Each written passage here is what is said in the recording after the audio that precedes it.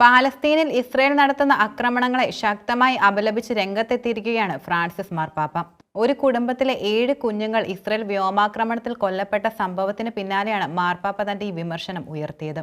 കുട്ടികൾക്ക് നേരെയുള്ള അതിക്രമം ഏറെ നൊമ്പരപ്പെടുത്തിയതുകൊണ്ടാണ് ഇത്തരത്തിൽ വിമർശനം ഉന്നയിക്കുന്നതെന്ന് പോപ്പ് വ്യക്തമാക്കുകയുണ്ടായി. ഇപ്പോൾ നടക്കുന്നത് ഒരിക്കലും യുദ്ധമല്ല, കുട്ടികൾക്ക് നേരെയുള്ള ക്രൂരതയാണെന്നും അദ്ദേഹം കൂട്ടിച്ചേർത്തു. എന്നാൽ മാർപ്പാപ്പയുടെ പരാമർശങ്ങൾ നിരാശാജനകമാണെന്നായിരുന്നു ഇസ്രയേൽ വിദേശകാര്യ മന്ത്രാലയ വക്താവ് പരാമർശിച്ചത്.